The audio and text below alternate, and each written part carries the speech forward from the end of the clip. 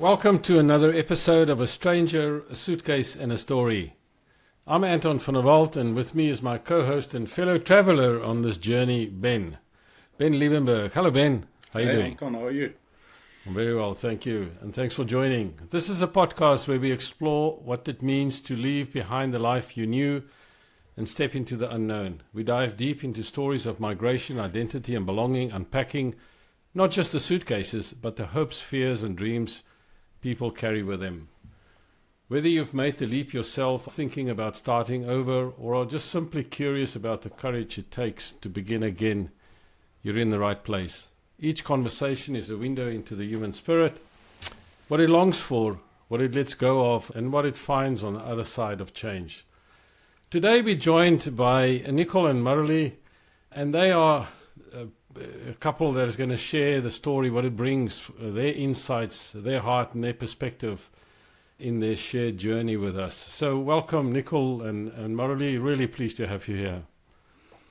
Thank you very much. Happy to be a part of your podcast. Thanks for having us.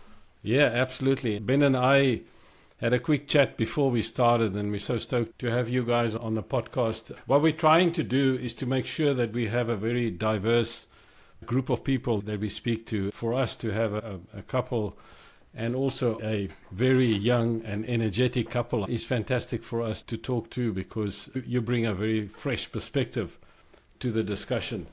But as Nick said, Nicholas is a quantity surveyor by trade, and Mareli is a solicitor.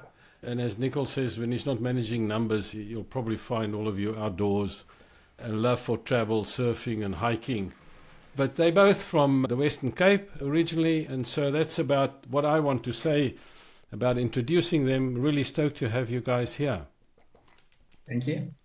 Yeah, so we normally start our chat, or I normally do, and I'm interested to find out about you guys, where you were born, how you grew up, you know, if you want to chat about it, your family situation, where you're from, your brothers, sisters, mothers, fathers, all that kind of thing, and the place in South Africa. So if you don't mind, take us a little bit back in time and start from when you grew up and how you grew up and where you grew up, and a little bit about yourself that we get to know you. Yeah, I'll go first. So I'm from Stellenbosch, the beautiful wine region, very close to Cape Town. I have three sisters. Two, sorry. We're three kids, two sisters. One lives in Melbourne, immigrated 3 years ago, and my other sister still lives in Cape Town. Both my parents are also in Cape Town, and I love growing up in Stellenbosch. Was incredible. We went back to Stellenbosch in December, and it's still just as beautiful as I remember it. Beautiful place to live, amazing mountains, great wine region. I went to Paul Roos, and the school was still just incredible. And just walking the streets, December was happy memories, and so happy that things were still amazing. And I'm from a small town called Riversdale on the Garden Route. That's where I grew up. After that, I moved to Stellenbosch to study, which is where I met Nicol. And then we lived in Cape Town before we moved to Sydney. I am the eldest of three daughters. I've got two younger sisters who both live in South Africa, and my parents still live in Riversdale as well. Yeah, that's how I grew up. Yeah, but no doubt if we start having a chat that we'll find a lot of common ground between us, because I grew up in Paarl, just around the corner. And I've got some really good mates down in Riversdale. We'll have a lot of people and places that we know in common. It's a good part of the world, nice part of the world where you come from. And then you both studied at Stellenbosch, and then from what I understand, you guys really love traveling. And so is this the reason why you guys have come across to Australia? Is this something that you planned, or you talk about, Nick, if I can challenge you on that, you talk about beautiful place where you come from is just so fantastic. And so we're curious about your journey here and why you decide to come to Australia. I might take this one. Yep. So we I think we both agree that we had a fantastic life in South Africa. We were very happy there. We had good jobs. We lived on Beach Road in Woolly Point in Cape Town with a view out to the ocean. Yeah, we had a really, really good lifestyle in South Africa and in Cape Town in particular. But I think we have both always been very, very adventurous. Even when we were students, we spent 3 months in Aspen, Colorado in the USA on a kind of like a working holiday visa, working on the ski slopes, making some money and then traveling through the US. That was before we were married.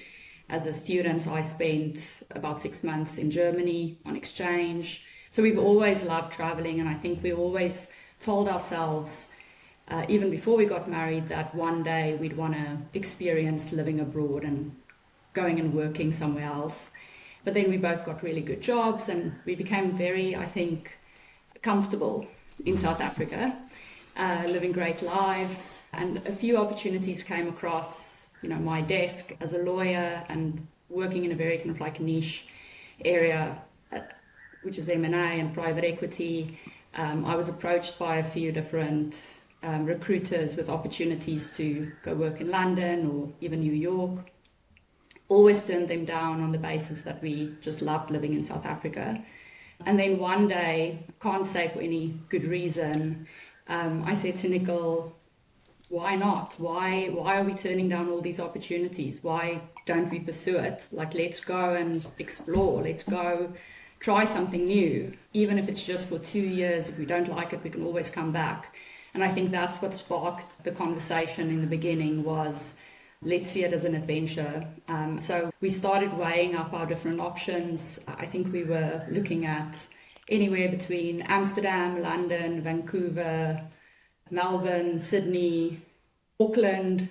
We literally drew up a pros and cons list. I remember one evening in our apartment weighing up all the different pros and cons for different cities and decided that Sydney ticked most of our boxes in terms of lifestyle.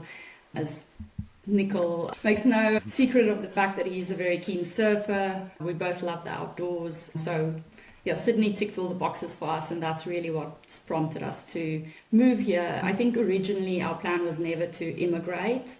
Our families were so surprised when we told them we're moving to Sydney because it came so out of the blue. It wasn't something that we had contemplated long and hard and had difficult discussions with them, because we originally just thought we'll come over, see how it is, stay for 2 years, and then we can go back. But then we loved it so much, so we just decided to stay. I think there's a piece of the puzzle that I'll just fill in, because it all started with also taking a 6-month break to go traveling. We got at a point in our careers, also Mareli a bit earlier than I did. So I was actually a little bit apprehensive in the beginning to go traveling for 6 months, quit our jobs. And then the conversation started with, let's take a break, let's travel for 6 months, and then what comes after. Yeah. And then that kind of led into, okay, but what comes after? Do we come back to South Africa, or do we go and explore a new country, a new city? So that's how it happened. Yeah, I think the two happened at around the same time. Right. At the same time that we were thinking about making a move abroad, I heard over the radio what I thought was an inspiring story about someone who was traveling on one of these around the world tickets and visiting all these amazing places. And it was after, as a young lawyer, I was working incredibly long hours and I was a bit burnt out, to be honest. And I thought, okay, I need to just take a break. I need to go travel. I need to do something for me, something that lights up my fire again. So as Nicol said, we took 6 months off work to go just travel through South America, and then saw that as a good break from South Africa to then make the move over to Australia at the same time. So what did you do in I've got so many questions, but I don't want this one to get skipped, Ben, and that is, what did you do in South America? I mean, it's got nothing to do with Australia, but I'd love to know, what did you do for 6 months there? You go. She's the travel planner, so half the time I don't actually know where we're going, and I just tag along and just see all these incredible things. So I'll hand it over to Maddie. Yeah. So we essentially, I mean, we sold our car and we sold everything that we had in South Africa, scraped together whatever money we had to fund this, what I thought at the time was like a once in a lifetime trip, and it was quite life changing. But we backpacked. It wasn't a lavish holiday. We literally packed everything that we needed for 6 months in 2 packs on our backs, and we backpacked and stayed, kind of like basic accommodation. Because we were a couple, we didn't stay, and we were about 29, 30 years old at the time. And we had a bit of money saved up, so it wasn't, I don't want to paint a picture of us like staying in dorm rooms, having to share, with 10 other people. It wasn't that scruffy, but it wasn't fancy either. We stayed in kind of like small Airbnbs or guest houses, or sometimes in backpackers, but at least with a private room. So it was quite basic, but we ventured all through Brazil, Argentina, Chile, Peru, Bolivia, Ecuador, Colombia, Panama. So it was like a backpacker's holiday. It wasn't a working holiday, right? No, we just traveled, and we went from seeing the Iguazu waterfalls on the border of Brazil and Argentina to hiking to Machu Picchu and Patagonia. Down to Patagonia in the south, up to the Caribbean. We sailed for 7 days from Panama to Colombia, trekked through, jungles to lost cities. Yeah, amazing hiking, scuba diving. So did you guys go around? Did you start in Brazil and then go around and finish up in Brazil, or how did you go? It was a bit of a zigzag, but we started it. There were a few key places that we knew we wanted to visit even before we set off on the trip. So Machu Picchu was one where we had to book our spots on the Inca Trail months in advance. Okay. And then the same for the W Trek down in Patagonia. We also needed to book that a long time in advance. So that set specific points in our itinerary that we needed to meet. But the rest was fairly free flow. But yes, we started in Brazil and then hopped across to Peru. And from Peru, traveled to Bolivia, down to Chile and Argentina, and then back up to Ecuador, Colombia, Panama, and Costa Rica. And how did you go? Did you drive most of the time, fly, or how did you go around? I mean, so it's a big continent. Combination. We sailed, we flew. Okay. Yeah, but all public transport and flights where we needed to. And how did you go with the language? It's mostly Spanish speaking. Yeah. We did try and learn a little bit of Spanish before we left, and we can get by. Oh, that's with a all little right. bit of Spanish. Yeah. It's a challenge, going over to South America. Just listening to you guys just makes me itch to travel again. But a challenge can be the language, especially in those countries, because you assume most people might speak English, and then you get there and you find that, it's not really true. There's a lot of them that just don't speak English. But there's so many great tools these days with Google. Sure. You can even sit in a restaurant. I remember anytime we didn't understand anything on a menu, you could literally just take your phone with Google over the image, like over the words, and it will translate it to English. Wow. So there's so many good tools these days that make it a lot easier. And hand gestures. Within context, hand gestures, it gets you. Imagine. And the only phrase you really need to know is dos cervezas por favor, which is 2 beers, please. Absolutely. I've done that same trip, but in Europe when I was younger. I went to play rugby there for 2 years, and it was pretty much the same thing, I thought in France they'll be right with English, but nothing, and there were no Google, no phones, none of the things you have today, and it was pretty much hand gestures, that was it. But that's part of the fun. It's a part of working things out, and the miscommunication sometimes very good. Yeah. It's a fascinating part in your life, and you look back at it, and hopefully you've got a lot of, other than memories, you have a lot of photos and stuff like that you can refer back. But I suppose that trip probably set you up to say, well, we want more of that. And so After that 6 months, where did you go there after that? What was your next step? Well, we went back to South Africa for a month.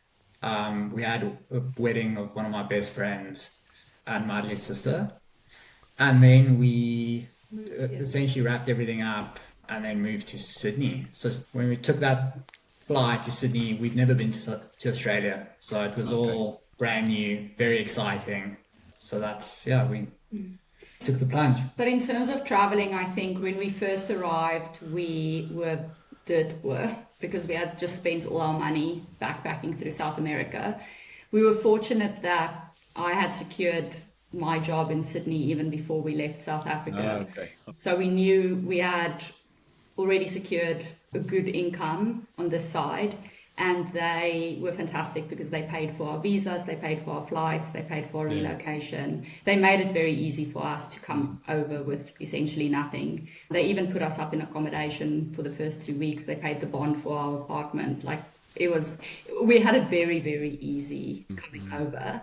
And then once we got here, we first needed to obviously just make a little bit more money so we could just set up house again and settle in. But then we were very quick to get to Bali, explore some of Australia. But then unfortunately COVID hit, which halted a lot of our travel plans. I think we had planned trips to Alaska that was cancelled. Portugal, Spain, Morocco was cancelled, and Fiji was cancelled, all during COVID. But then as soon as borders opened up again, our first trip after COVID was over was back home to South Africa to see our families. But then after that, we did another 4-month trip. Oh, yes. We did. We took 4 months off and traveled Central America. So essentially where we left off, we stopped in Costa Rica, we flew back to Costa Rica, and then went to every country in Central America and Mexico and Cuba. Yeah. That's about 2 years ago. Time flies. We can run you through the list of places we've been, but it's a long list. Fantastic, man.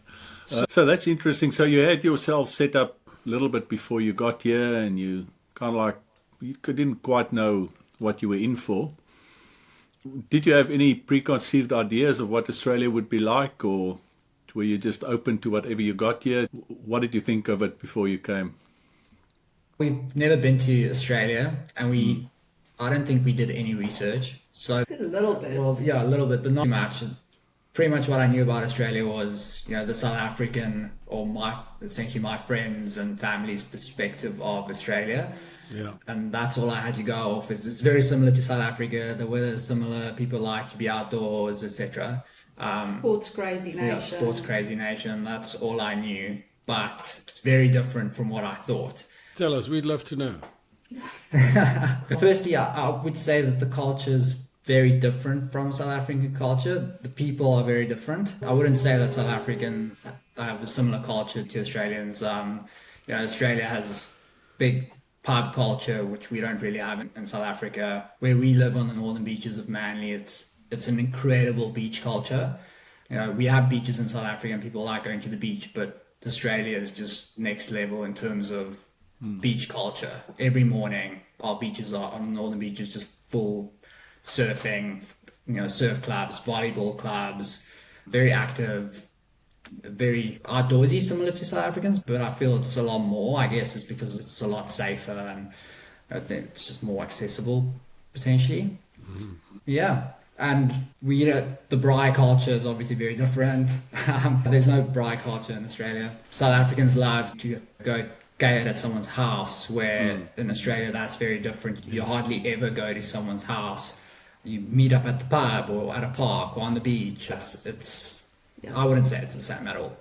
For me, I thought that Australians would be, and they are, but I thought that generally even the business culture would be a little bit more laid back.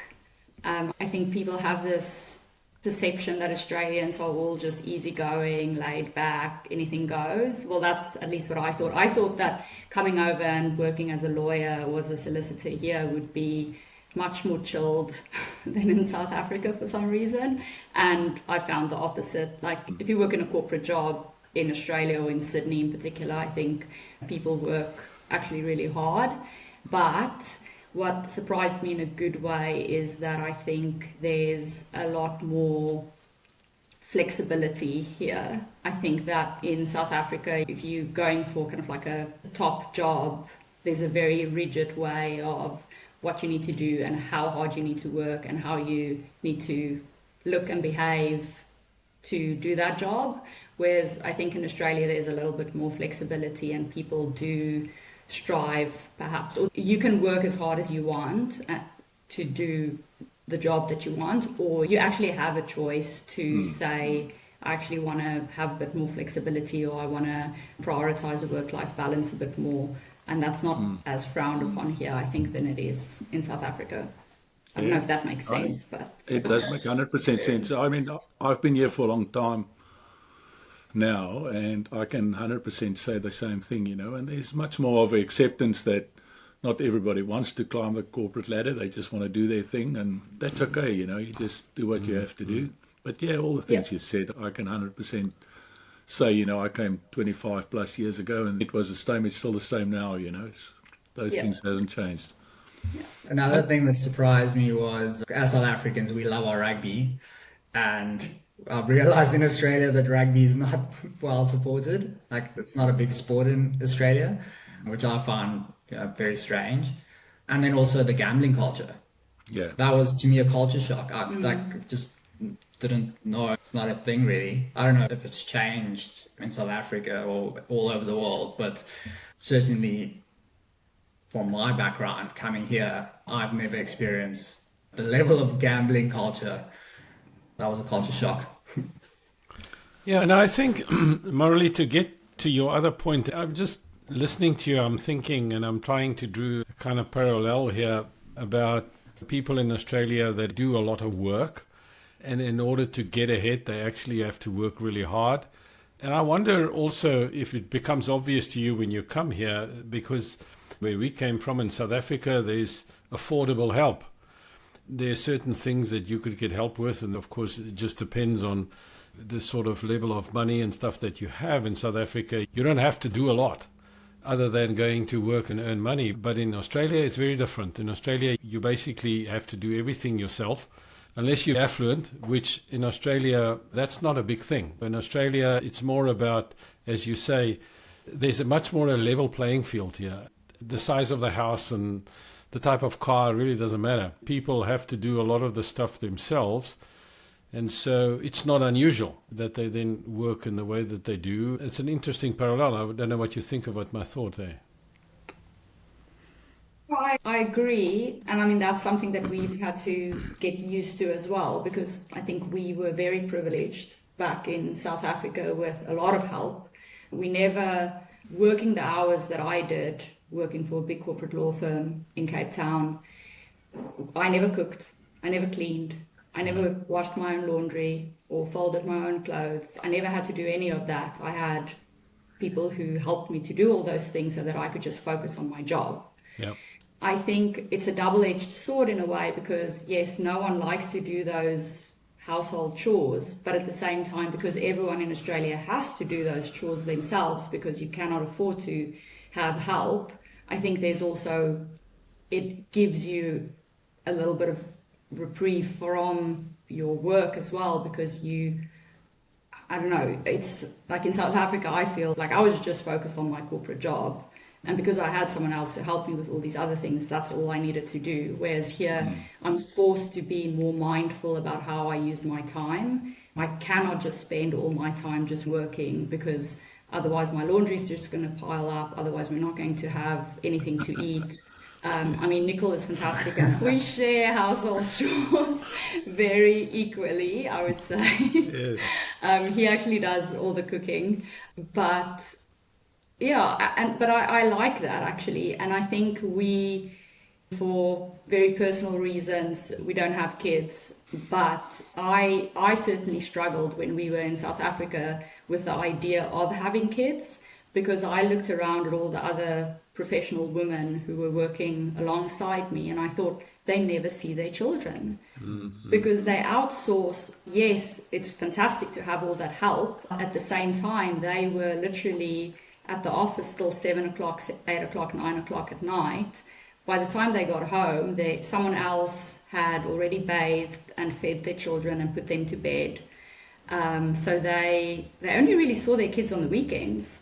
And I thought that was, I don't know if I want to have children if I'm not going to be able to spend meaningful time with them. If I can't actually be a parent to them, I don't know if that's how I would want to raise kids. And so for as long as we lived in South Africa, we always said we actually did not want to have children.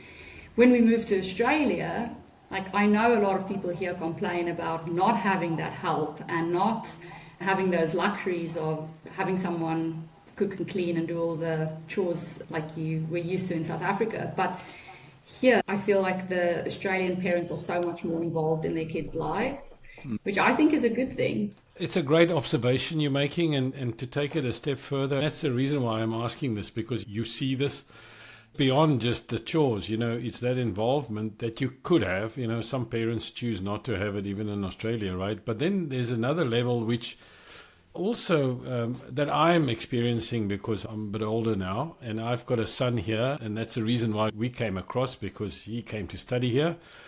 And so we said, well, we're not going to live our lives without seeing him. It's the only kid we got. And so we came across, and Leanne and I are doing our own work here and doing our thing and running our businesses, and Anton is working. He's now got a wife and they've got a baby, and so we've now got a grandchild. And because of the whole issue about you get so involved because you have to, it's a magic thing, because you now purposefully going to support your children with the kids. I mean, they're all just on their training wheels right now, right? It's a 3-month-old baby.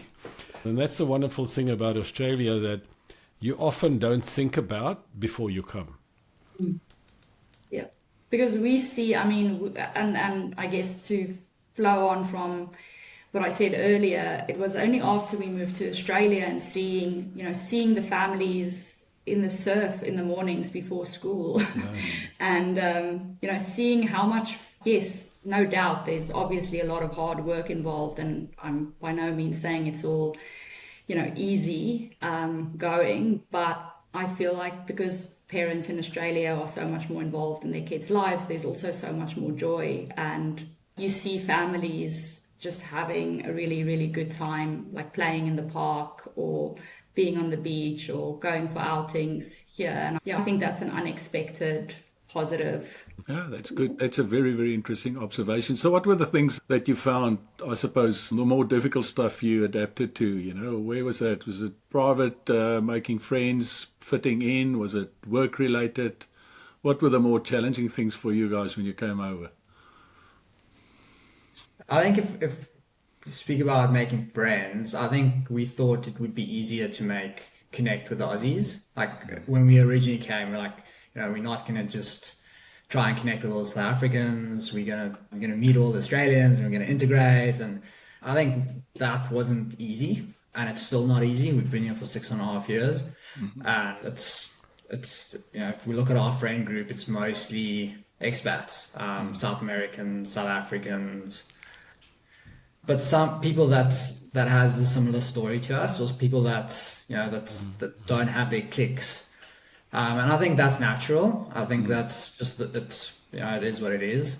So we find it easier to connect, with like-minded people and people with the same, experiences. So I think we're constantly trying more to integrate, but it's difficult to build on those deep relationships. Generally, I find Australians to be super friendly, and I'm always in the surf and there's always a good chat, and it's to find those deep, meaningful relationships when you come over at a later stage in your life. It's also more difficult. If I think about my friends, it's my deep connections are generally people that I went to primary school with and high school or university.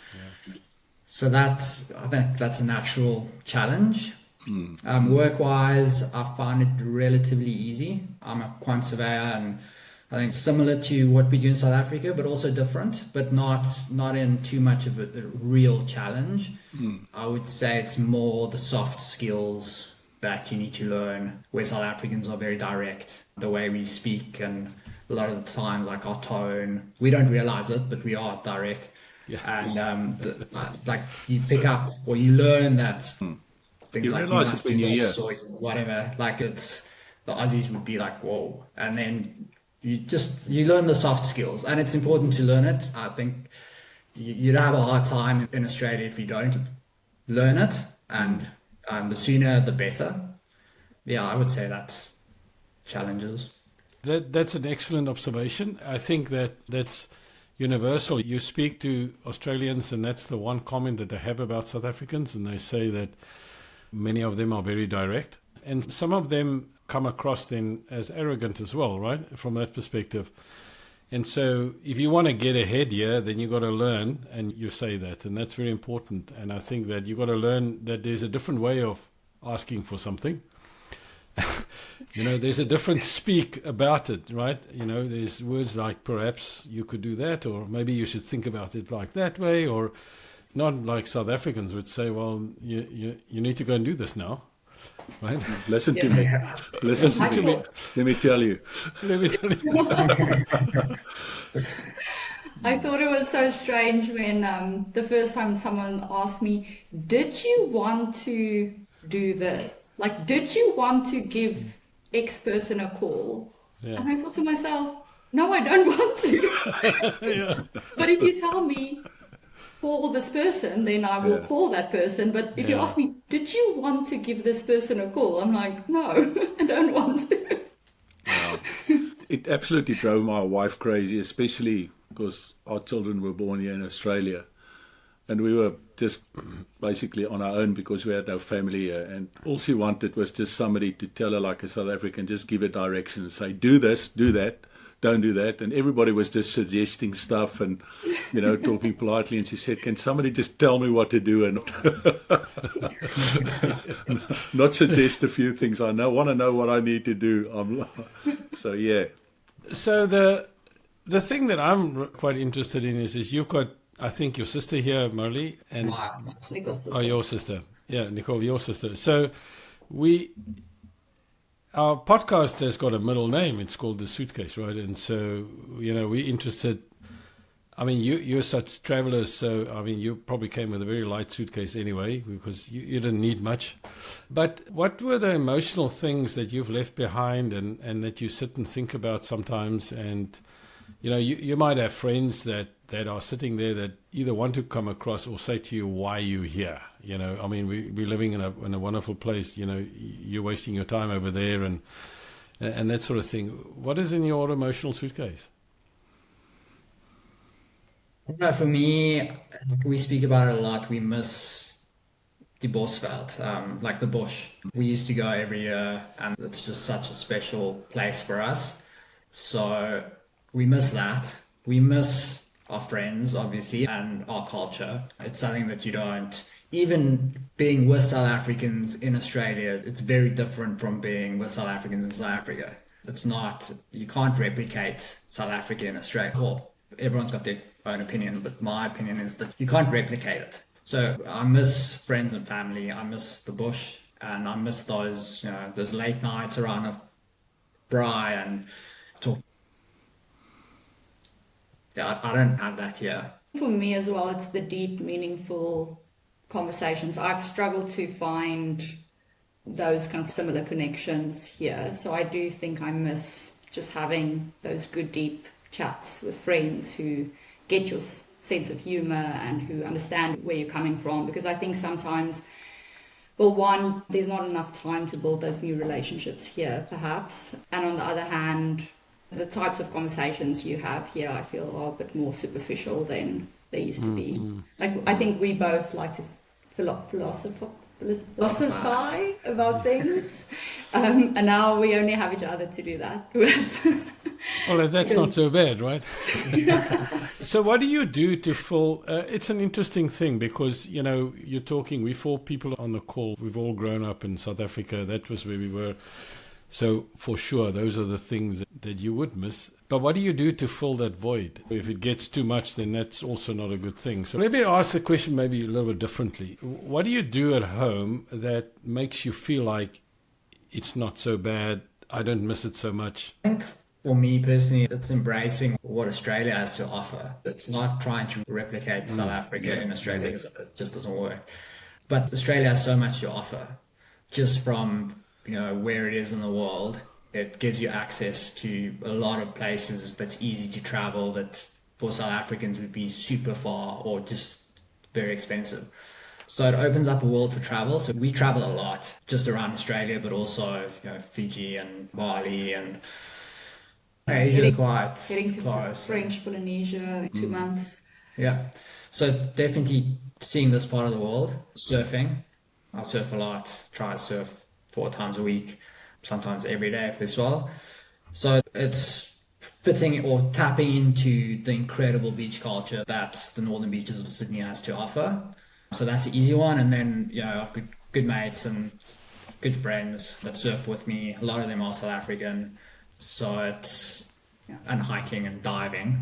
Yeah, I think you've hit the nail on the head there. I think it's not, and we've had this discussion with other South Africans who are sometimes quite unhappy when they just move across and it's not exactly what they expected or they feel underwhelmed by the Australian experience. And I think what we found is that oftentimes it's because they're trying to recreate the life that they had in South Africa here. And I think then you're always going to be disappointed because you're trying to fit a square peg in a round hole by trying to make Australia look and feel like South Africa did, or just the good parts of South Africa, because it's obviously not all good. But I think if you can change your perspective and say, well, I moved away from South Africa for whatever those reasons might be to make a new life for myself in Australia.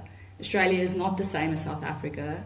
It's never going to be the same as South Africa. It's going to be very different. I'm not going to have the big house and fancy car and all the help, but I'm going to have a lot of freedom. I'm going to be safe. I'm going to have access to amazing infrastructure and amazing social spaces, beaches, parks that are clean, that are safe. I can go walking without having to look over my shoulder. I can take advantage of all the amazing natural beautiful places around here. My kids are safe. I don't know. I think if you start embracing what Australia has to offer as opposed to trying to recreate South Africa here, I think you'll be much happier. And I think that's what we've done. So in South Africa, we would have spent every weekend flying with our friends. Like that's what we would do on the weekends. We would get together with our friends, we would get together with our family, and we would be braaiing and watching the rugby. If we were trying to do that every weekend here, we would be bitterly disappointed. So instead now, we don't do that. We go to the beach, we go hiking, we go scuba diving, we go traveling, we take advantage of everything that Australia has to offer instead. And we're much happier for it. Fantastic. Look, part of the reason why Anton and I actually started this pod, we were actually having a dinner one night and we were just chatting, and part of it is to actually do what you exactly did, just to share our stories, because that's how you learn. And we said, I wish somebody just told me that when I started, and not to have the same expectations, to be open-minded, not to compare. It just makes it easy. So, I think what you just said is the reason why we actually wanted to do this pod. I mean, we don't do this for any other gain or anything getting out of it. We just thought it would have been nice if some of the stuff we've learned, somebody told us before we came, or you don't always listen and learn, but at least you're a bit more open-minded. And it's such very good advice that you gave there. It's like, doesn't matter how old you are, how young you are coming over, that principle is exactly the same. Just to move on, I wanted to ask one other thing for you guys. We always talk about that suitcase that you pack and stuff that you leave behind that you cannot get. So when you guys come over, did you have, how did your families feel about it? Were they excited for you? Were they a bit of reluctance? Or how did you experience that? I think they almost, I don't know if they believed us until we actually said, because we had the 6-month travel and then we got back to South Africa for that month. And then I remember we were in Ballito with my parents and Mareli was like, so I was like buying plane tickets to Australia. And even then she was like, are you really going? So, They were really like, I don't know if they, like you say, they were in shock because we were always dreaming and talking about all the places we'd go and all the things we would do. And I think they didn't quite believe us until we were halfway out the door.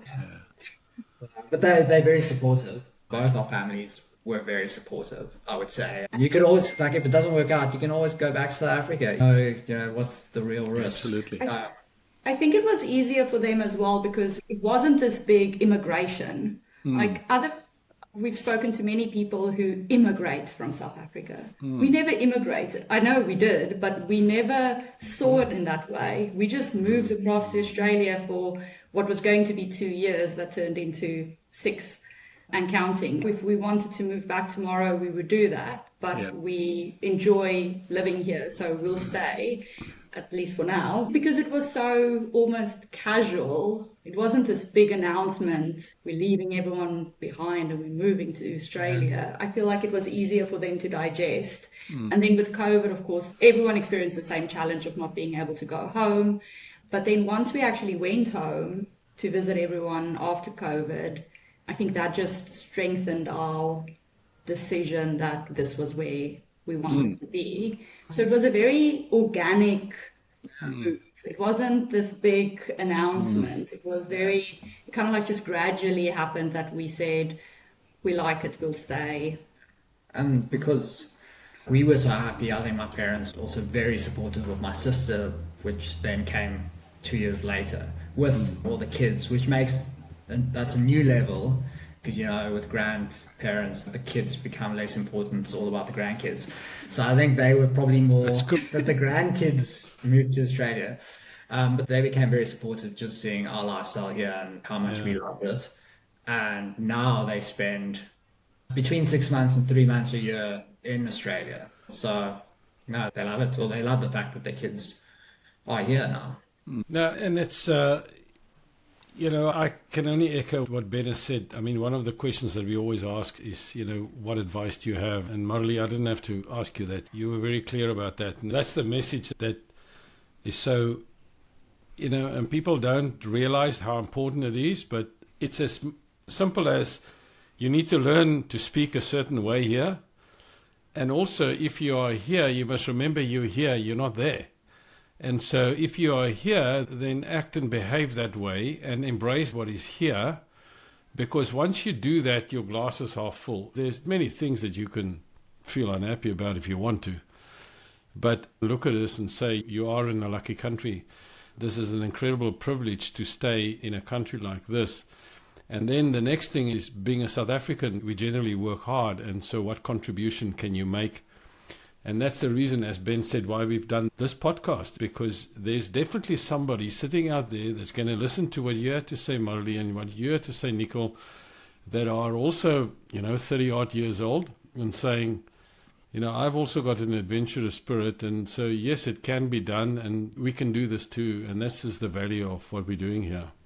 Yeah. And I think, like, always remembering that you have a choice. I know people move for different reasons, and I know everyone's circumstances are not the same. And some people, I guess, feel more compelled or more forced to leave than others. For us, it was always a choice. So I think that makes it easier as well, as if you see it as a choice, which is really a privilege. If you have the freedom to choose where you want to live. Now we have dual citizenship.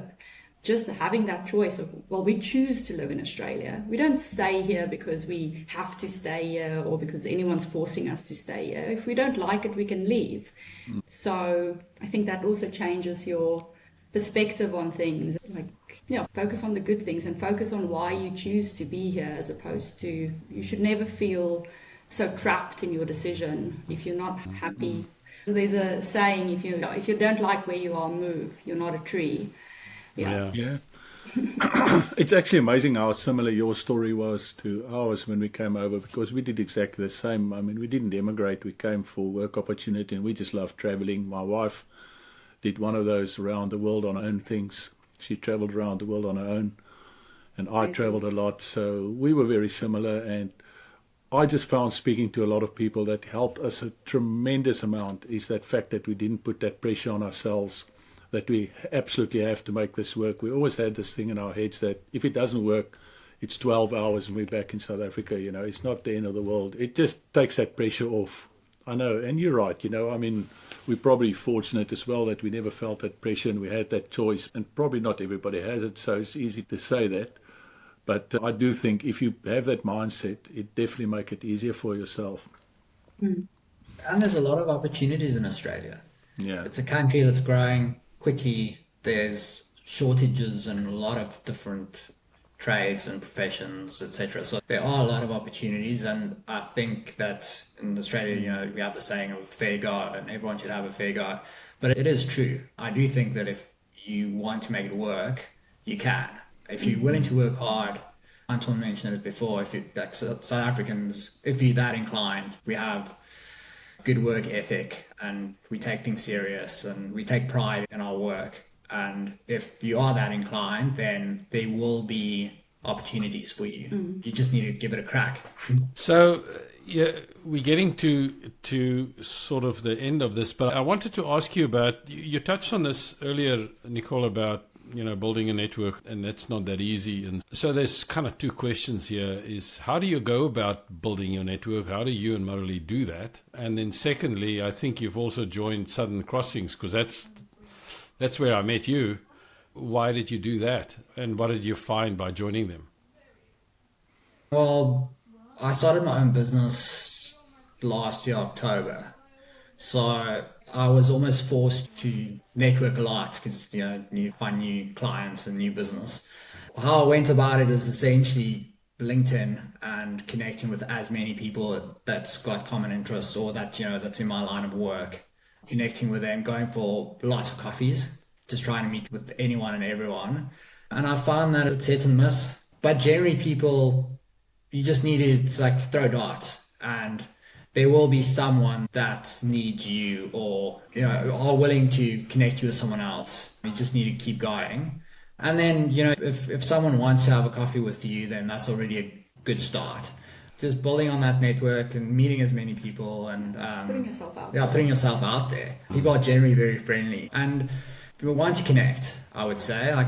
It's always nice to meet someone new, have a bit of a chat and see if you can find common ground. Right. So, yeah, I would say just get out there and meet as many people as you possibly can. Yeah, and it's hard work, but it's very rewarding. For us, it's put Ben and I on a different level in terms of our thinking. We wanted to do this podcast. We started it. We gave our stories. And so suddenly we're hearing more and more. And it's the most amazing thing. The conversation in closing with the two of you has been absolutely inspirational. And I don't say that just because it is, because you are young. But the thing that stands out for me and what I hear is that you've got your feet so flat on the ground. You really know what you want to go and do, and you go and follow those things, but you're very mindful about what works and what doesn't work. And, in Australia, there's a specific way to go about doing things, and you've discovered that. And you've been giving such good advice for other people that would care to listen to what you have to say. So thank you so much, Nicol and Mareli. It has been just an inspirational chat. Ben? Yeah, no, very positive. That's what I take out of it, and that's so good to hear young people being positive and just embracing things and doing things, but as Anton said as well, just being mindful as well. So well done to you guys, and thanks for joining us. It's really a privilege to meet you, and I'm sure it's going to be beneficial to a lot of people. Thank you so much, and thank you for your time. Thank you. Cheers.